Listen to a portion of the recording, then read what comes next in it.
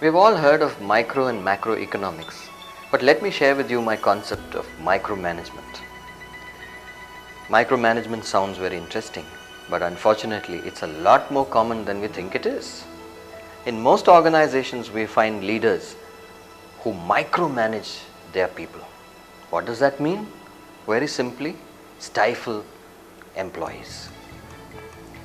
The micromanager is a person who's constantly looking over the shoulder of his team. In fact, he doesn't even consider them his team. He thinks they are subordinates, simply there to do his bidding. He does not allow them to think for themselves, doesn't give them breathing time to do what they have to do. He bombards them with questions and ideas and suggestions, imposes his thoughts on them all the time, and pressurizes them second to second, minute to minute, hour by hour, day by day, month by month, year on year. In such an environment, individuals burn out. They don't survive in companies with such a stultifying environment. The pressure is too much, the tension is too much, and it's simply too unpleasant. But the other side of it all is that the individual does not acquire a confidence, his self-esteem is eroded, he does not acquire new skills and new competencies, he's simply not prepared because he's not been allowed to prepare himself. He's simply been driven. So a micromanager is somewhat akin to the slave driver on a Roman slave galley. It is certainly not surprising then that the results that such a team with a micromanager at the helm will be so poor that soon the micromanager himself will have to leave. You know, like in economics, if you draw a curve between micromanagement and people, you will find a downward sloping curve, somewhat like the demand curve. You have micromanagement on the y-axis and people development on the x-axis.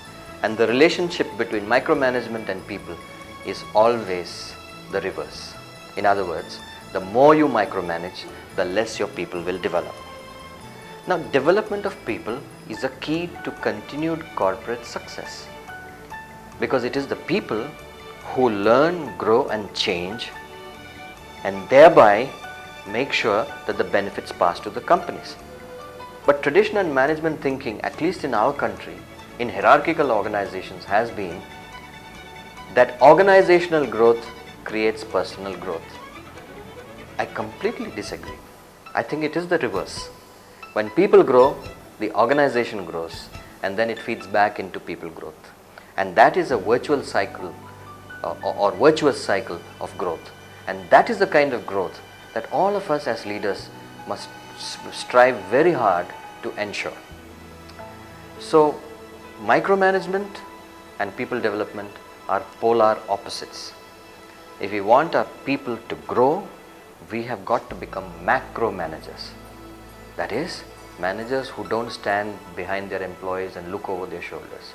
Managers who give a lot of space and time to their people to evolve. Managers who are encouraging and nurturing.